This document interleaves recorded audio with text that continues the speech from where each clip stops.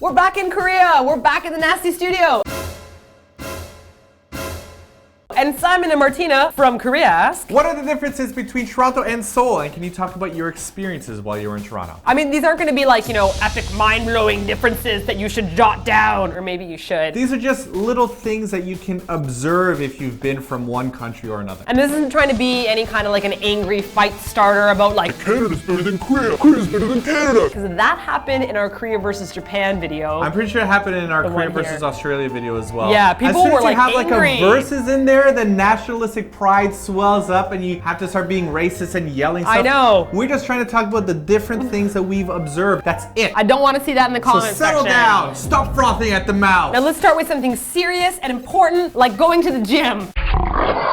Very different in Canada than this Oh here. man, I miss the Canadian gyms. I never thought I would say that because I was never a gym goer in Canada. I only went for like, I was gonna say rehab. That's not the right word. Physiotherapy? Physiotherapy. Yeah, you don't say rehabbing my knee because it was addicted to running. I feel old and out of... Cricket.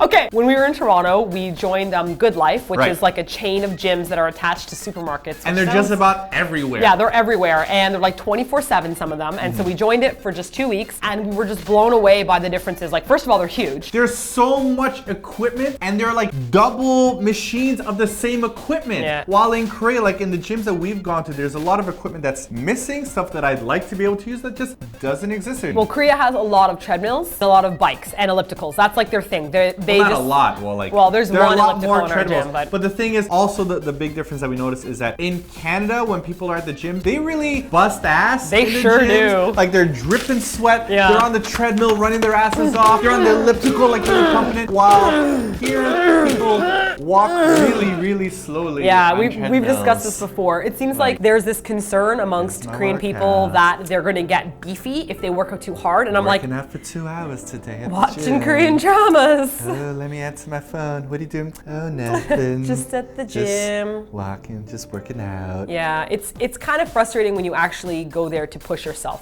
But anyways, the point is that Because we go there, we're like, oh, 3! Oh, name 4! name 5 songs on your workout playlist. Go. Tyler, the creators, is it called Rumba or Roomba? That's Jamba. Oh, Jamba. LP's Up All Night. Wonder Girls like this. 2 p.m. at Toy. Oh, that's such a good song to work out to. I'm like, I'm like,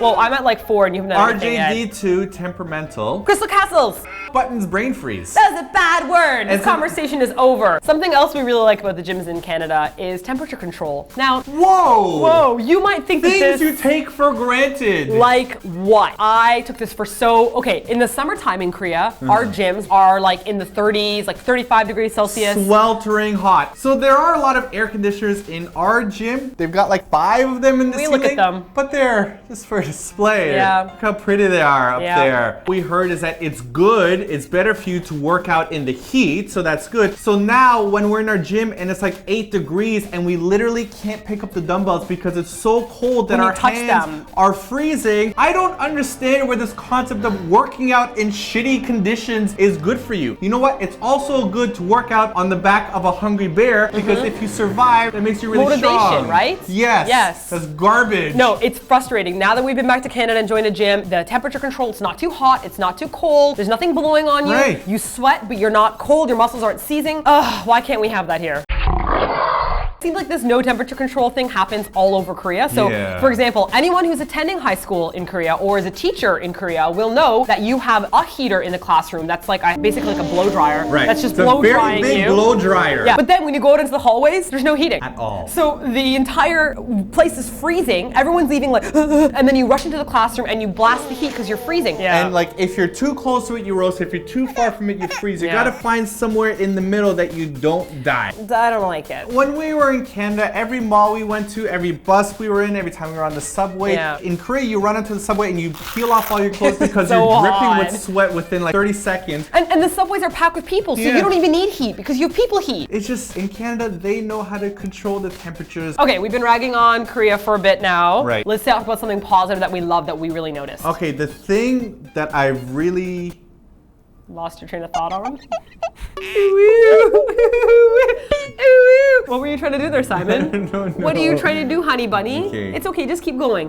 People miss you and your strangeness. Just sorry. go for it. What were you trying to say? What we really notice about Korea is that things get built here very fast. And taken care of as well. Yes. While in Canada, we notice that there are a lot of roads that have a lot of holes in them and cracks in them, and like buildings are falling apart in a lot of places, and there's not a lot of new stuff being built from what we see, while in Korea, things get done so fast. Okay, now wait a second. One thing we have to say is that we totally understand that there are different governments, different taxpayers' dollars, there are different unions, different regulations and whatnot. Right, like Canadian people have to wear hard hats, and Korean people are like, I'm smoking and I'm using a blowtorch, which we actually saw. We saw out the window. So I know that the situations are different in each country, but just observing basically things in Korea get built quickly and just all the time. Okay, now a simple example I want to say is that the sidewalks near our home, there's like these little cobblestone sidewalks which people installed, and every year in the winter time happens, the flooding happens, and the bricks will kind of pop out. You know what I mean? Like when there's a plant that always pops out and you're like, How did you get here? In Korea, there'll be someone jumping on that right away. They'll dig up that hole, they'll re-cement it, and that's it. They just touch it up. But there are places in Toronto, like we went to U of T, that we revisited again, that have had cracks in the ground that I remember, like from way back when we were in school, that has only gotten bigger. Well, they're historical cracks. They have a lot of, depth in history and characterization. 200 students have rolled their ankles in this crack since then. Did you know that famed poet Margaret Atwood actually sprained her ankle there as well? Did you know that Smokey the squirrel died in this hole by falling into it so deeply he couldn't get out and he starved to death?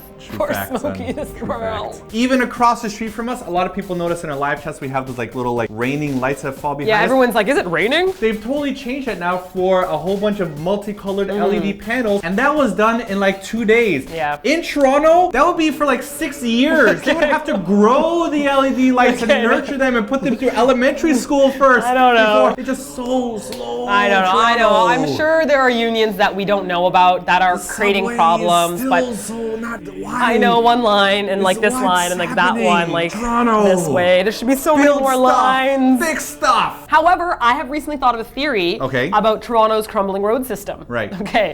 In Korea, have you noticed that there are no 16-wheelers and there's no When we snow were in plows? Toronto, when we saw the first 16-wheeler, I was like, I haven't seen this in so long. I was driving to Pickering and the 16-wheeler comes by me and there's ice chunks flying off of it. And Simon and I are like the whole time because it's scary. So we can imagine that's what's disintegrating the roads all the time. And snowplows. So when it snows in Korea, there are no snowplows. Cars just drive through it until it mushes up and it mushes away. But in Canada, when it snows, it is serious, son. So they scrape the sidewalk. So wouldn't that affect it? I would imagine so. And remember how dirty our shoes were? We got salted to the kneecaps. We were assaulted with salt.